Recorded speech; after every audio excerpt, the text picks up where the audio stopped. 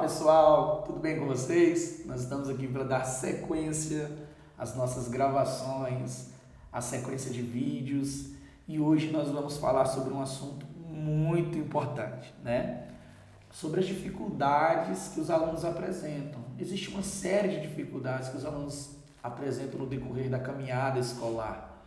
Eles apresentam principalmente nesse processo da alfabetização, que é um processo mais visível, notório e significativo, né?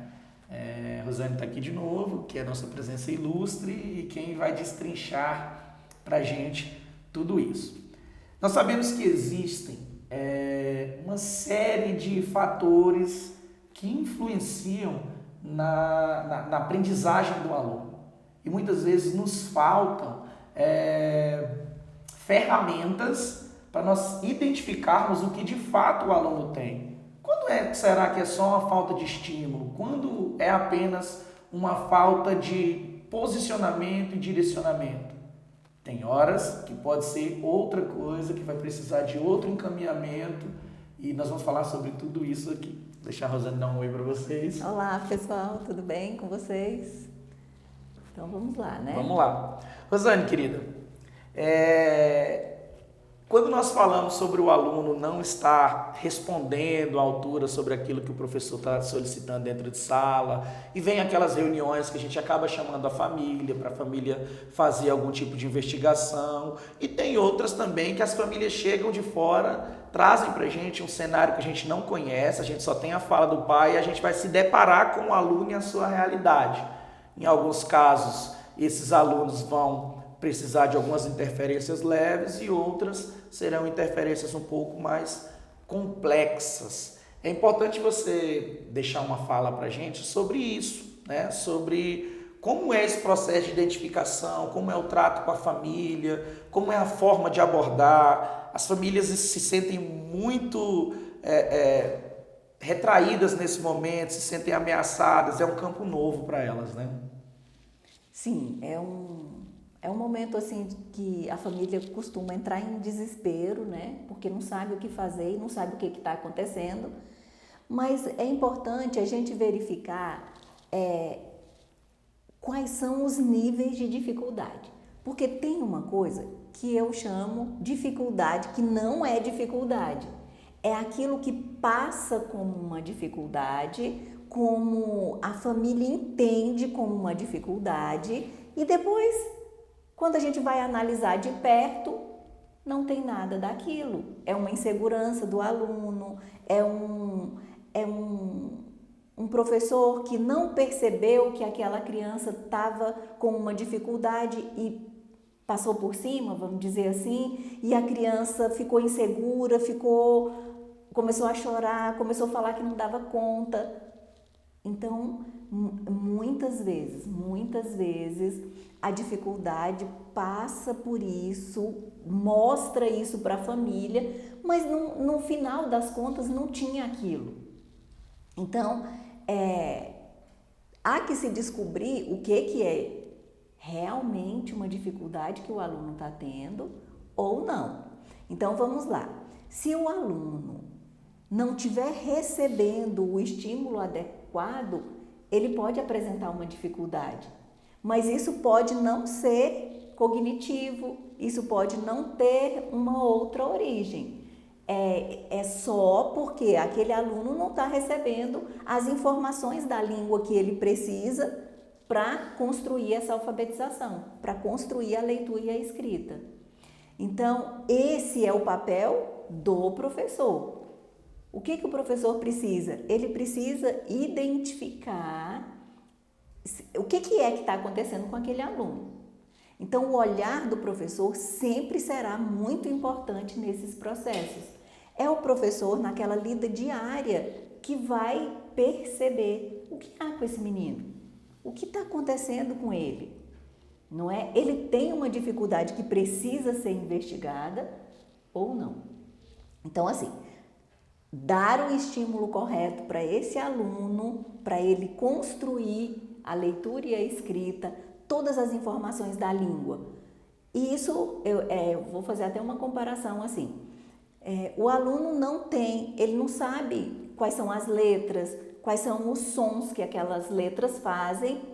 Então, ele precisa disso para começar a ler. É como um resgate. Não adianta partir de uma coisa que não foi ainda. Então, esse é o primeiro ponto. Vamos aqui. Digamos que você vai aprender alemão.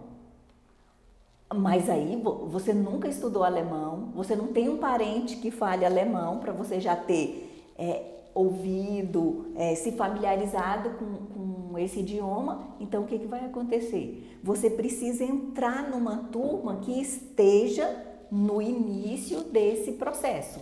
Perfeito. Porque se você entrar numa turma onde o processo já caminhou, como você vai se sentir lá? E na alfabetização não é diferente. O aluno, ele precisa começar o processo, começar o entendimento do que é letra, que som que faz aquela letra.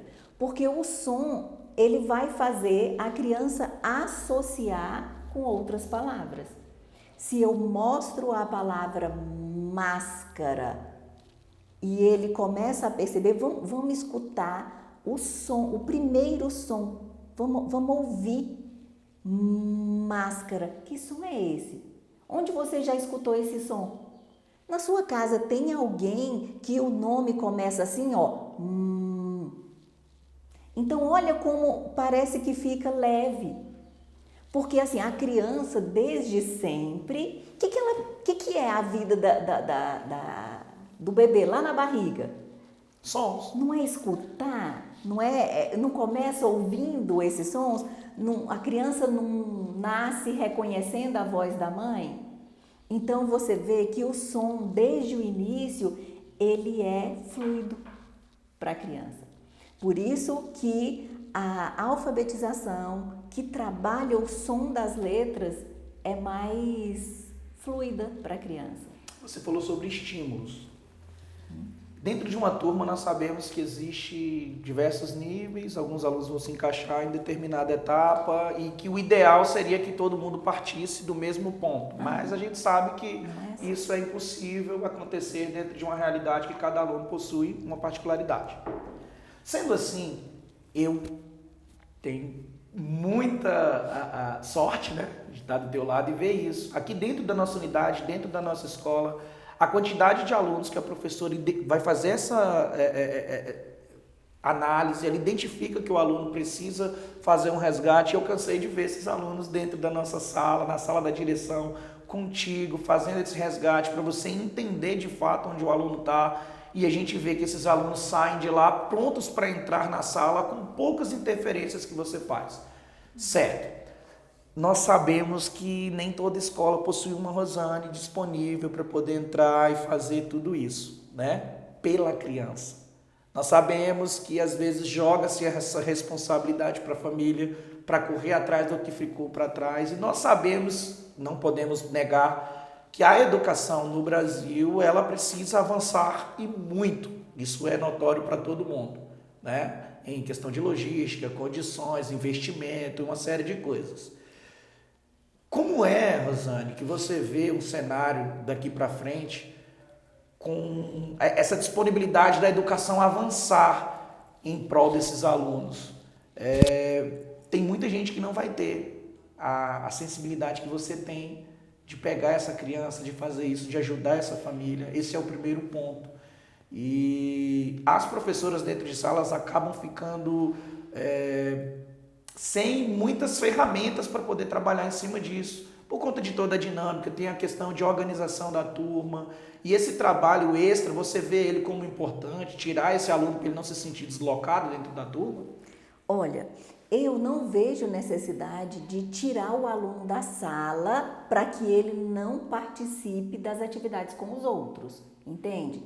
Mas eu vejo essa necessidade de identificar o que é com aquela criança. Se a gente não identificar isso, por isso que você vê eu fazendo esse trabalho lá na sala, porque eu pego a criança lá e ali, sozinho, comigo, ele mostra exatamente quem ele é, porque a criança vai te mostrar. Então, daí vem a outra parte, que é a orientação da professora.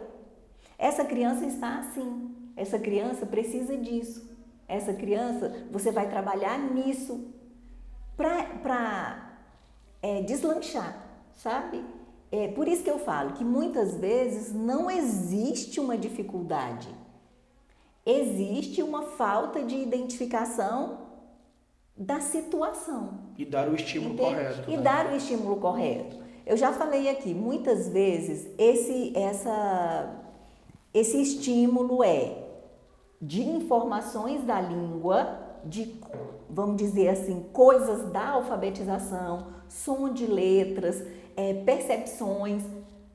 Outras vezes é uma questão de insegurança da criança, é como a família está tratando aquela criança em casa, como se ela tivesse menos idade. Isso também tem uma interferência lá na alfabetização. Agora, tem situações também que a criança precisa ser encaminhada, certo? E nós não podemos fechar os olhos para isso. É importante. Tem situações que a criança tem uma dificuldade real e precisa ser identificada. Muitas vezes os pais têm muita dificuldade, sabe? Porque quando você tem um filho, você pensa num filho ideal. Um filho com dificuldade não está dentro desse ideal que a família construiu, certo? Então, é difícil para eles entenderem que aquela criança tem uma dificuldade. E é incrível como identificar isso por meio de laudos médicos mesmo facilita o trabalho da escola e facilita como aquela criança vai aprender dentro daquela dificuldade. E eu penso até que tinha que ter um trabalho assim de conscientização com os pais para eles entenderem isso com mais leveza, porque é difícil. Muitas famílias demoram, não marcam, mesmo depois que a gente já fez a avaliação, já fez o relatório de encaminhamento para um neuro ou para um fono, ou seja lá o profissional que for. Mas assim, quando esse caminho começa a ser percorrido, o desenvolvimento da criança também ocorre em outro nível. Então, precisamos. Como eu já disse, toda criança aprende. Então, nós temos que ir de acordo com as necessidades de cada criança. E, para mim, o ponto está nessa identificação. Em sala de aula é muito... eu penso que a formação desses professores também prejudicou um pouco essa capacidade de identificar, sabe? Os professores trabalham mais, vamos dizer assim, o conteúdo da série, o que está no programa, o que está no currículo para ser dado naquele ano, mas essa tarefa de olhar o aluno individualmente e perceber o que é que tem ali. Lá na escola eu faço isso, né? Que é bem mais fácil para mim do que para o professor que está lá. E a partir de reconhecer isso, o que está acontecendo com aquele aluno, e a gente fizer a interferência no lugar certo, então a criança dá aquele salto.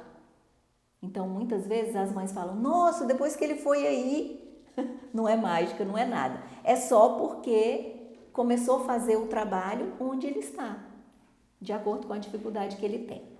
Então, são duas coisas importantes. Identificar essa dificuldade e até a não dificuldade, que é aquela que não existe, parece que existe, mas não tem. É só a gente começar a fazer as coisas no lugar certo para o aluno. E até aquele aluno que precisa de um encaminhamento, porque aquele encaminhamento vai fazer a criança deslanchar, vai fazer a escola trabalhar de uma forma mais direcionada para a dificuldade daquela criança. Então, isso é muito importante. E esse recado eu deixo para os pais. Quando a escola fizer um relatório e pedir um encaminhamento, leve rápido, leve o mais rápido possível. Porque olha como é interessante, né? A família enxerga a criança num contexto individual, certo? Então, muitas vezes as famílias chegam lá, nossa, o fulano é muito inteligente. Sim, todas as crianças são, todas as crianças apresentam falas engraçadas, falas que a gente pensa que estão acima da idade, não é? E os pais, eles têm esse olhar muito afetuoso, né, para a situação da sua criança. Então, eu acho até interessante, porque tem que ser mesmo. Claro. Os pais, eles têm Essa que valorizar valorização, né? muito esses filhos, né? Mas a escola, a criança vai estar num grupo. Isso faz a diferença nessa percepção. Então, assim, quando a escola faz um encaminhamento, a escola analisou aquela criança no individual e no coletivo. Então, tem uma percepção diferente e quando a escola faz esse encaminhamento, é porque é necessário. É porque aquilo vai fazer a criança evoluir. E a família, é muito bom quando a família... eu também percebi isso em casa. Engraçado que ela tem um priminho e aí o primo já está fazendo isso. Então, é importante essa observação também em casa. Não é? Também no contexto social que vocês participam com as crianças. Hoje é muito comum a fala demorada, né? Muitas crianças estão demorando muito para falar. Aí já vem uma série de coisas, inclusive o uso de telas, que está muito, que é dado para as crianças desde muito cedo, a criança fica muito bitolada naquilo. Então, ela demora mais para falar, ela se expressa menos, e a gente vê isso muito claramente com as crianças que não usam as telas, né? Então, bom, aí vem uma série de coisas, aí cabe um... Outro tema, né? Outro vídeo inteiro para falar sobre essa coisa. Vai surgindo. Mas esse assunto que você falou é um assunto delicado, mas ele precisa ser falado. Ele precisa muito ser falado. O ideal é quando a escola faz esse encaminhamento, e a gente faz porque é uma visão que nós estamos tendo do coletivo, que nem você falou. Não é uma visão apenas protecionista, né? Que geralmente a família vai fazer isso e a gente não julga e nem culpa de forma nenhuma. Quando a família pega isso e fala, não, a escola se orientou, o mínimo que eu vou fazer é ir atrás. Vamos descobrir tudo que tem aí por trás disso. Entretanto, porém, contudo, todavia, nós sabemos que esse não é o cenário que a gente vê todos os dias, né? É muito difícil as famílias aceitarem esse filho ideal que você falou, né? E quando isso não acontece, a gente percebe no decorrer da caminhada do aluno o quanto ele fica prejudicado em relação a isso. Sim. O quanto ele fica prejudicado. Sendo prejudicado, quanto mais o pai demora, quanto mais o pai protela, quanto mais o pai vai negando, não vai aceitando o caminho que ele tem que percorrer até a gente fechar um possível laudo, ou não, dizer, não, ele não tem nada, fala para a escola, tentar outra coisa. Mas quando o pai não corre atrás disso, a gente vê que a criança cada vez mais ela apresenta uma dificuldade maior. Então, assim, é importante você também falar para os nossos seguidores aí, você já falou, mas eu gostaria que você enfatizasse isso mesmo para eles, a importância do pai ouvir esse encaminhamento da escola, que a escola não está ganhando nada em encaminhar a criança, a não ser o bem da própria criança e da família. Quando a família retarda essa busca, isso retarda o desenvolvimento da criança. Porque pensemos na educação como um rio. A correnteza vai levando a água, é como tem que ser para o desenvolvimento da criança. Precisa ser fluido. Quando a criança tem alguma dificuldade, vamos pensar nas pedras que estão no rio. A água, ela precisa contornar, ela precisa passar por cima para seguir. Então, a gente tem meios de facilitar essa passagem e esse transcorrer fluido da água no rio por meio de atendimentos. Atendimento da fono, atendimento psicopedagógico, Neuropediatra.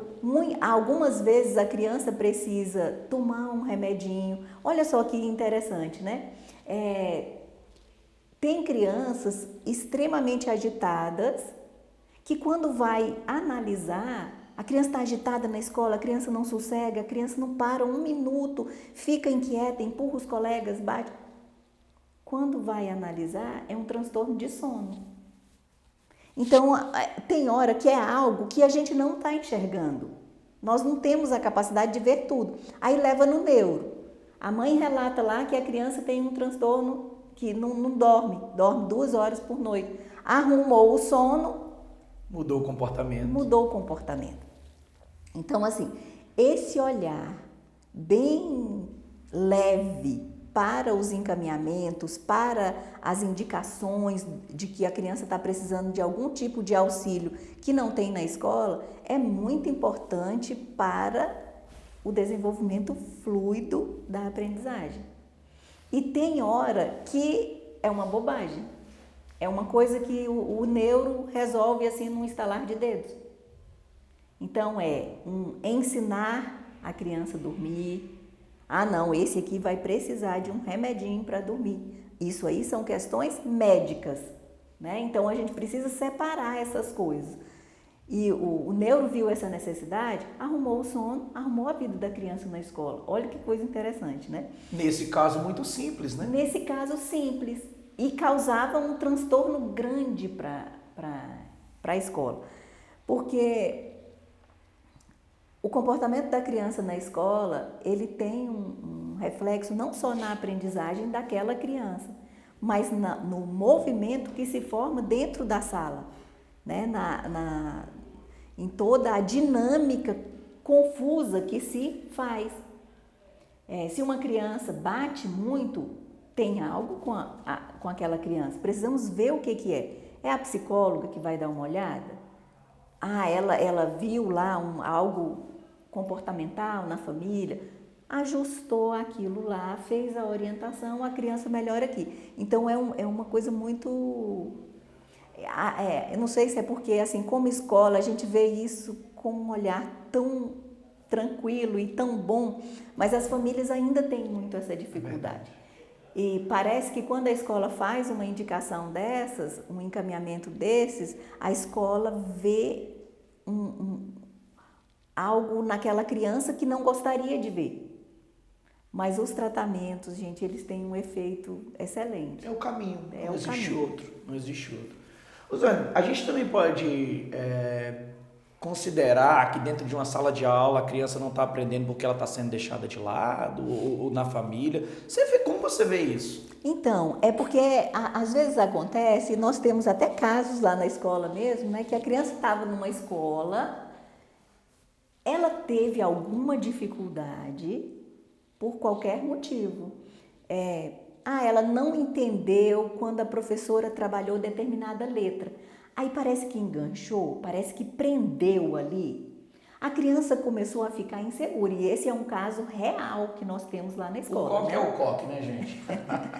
Então, assim, a criança estava numa escola, houve aí a família procurou a escola, muito chateada, a criança chorando, não queria mais ir para a escola. E até a família disse para mim, não, ele tem algum problema, eu percebo que tem alguma dificuldade. Ele não está dando conta de fazer. Quando fala em fazer alguma tarefa de casa, alguma coisa, ele já fica ansioso, ele já fica...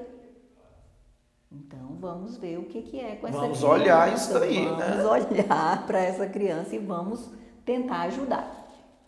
Quando a criança chegou na escola, a primeira coisa que me surpreendeu foi que a primeira professora que atendeu essa criança falou: não, ele parece mais ansioso do que com dificuldade. Mas ele não é para a minha turma, ele é para outra turma. Beleza, então vamos para outra turma. Converso com a professora muito disponível. Se apaixonou pelo menino. Aí falou, olha, Rosane, o conhecimento lógico-matemático dele é excelente. Olha, ninguém percebia isso, que o menino tinha um ótimo conhecimento lógico-matemático. Por quê? Porque todo mundo estava focado no problema que ele apresentava, e na dificuldade que ele estava apresentando. Aí eu falei, mas e na leitura e na escrita, né? Que podia ser o ponto, né? Aí ela falou assim, não, ele tem algumas dificuldades porque ele não tem informação da língua. Olha como é interessante, né? Então estava faltando. Talvez na outra escola ele não tenha entendido quando a professora trabalhou uma determinada letra, aí ele ficou tão inseguro com aquela situação que ele passou a achar que não dava conta, nem daquilo, nem do resto. Mas foi uma coisa impressionante e essa criança está na escola até hoje e ele não apresenta dificuldade alguma. Muito pelo contrário. Ele segue muito pelo contrário. Menino exemplar. Menino inteligente, menino tranquilo e olha que E um menino grato, né? E um menino grato. Aí é família feliz, é aluno que não tem dificuldade. Sinta o que ele te falou, Rosane, quando ele disse. Então, foi tão interessante, eu me emocionei. Um dia que eu encontrei com ele no pátio, eu perguntei, e aí, como é que estão as coisas aqui? Tá tudo bem? Tá tudo certo lá na sala? Você está entendendo as atividades? Aí ele falou assim, Rosane, sabia que eu sou bem mais inteligente nessa escola do que na outra? Então, assim, não é porque ele é mais inteligente lá, é porque o estímulo que ele precisava foi dado onde ele precisava. Perfeito. E isso fez toda a diferença. Perfeito. E aí ele é um menino. Na outra escola ele estava sem amigos, ele não fazia vínculo. Ele tem amigos, ele brinca no recreio, ele é uma criança perfeitamente normal e feliz. Vamos trazer ele para o nosso podcast.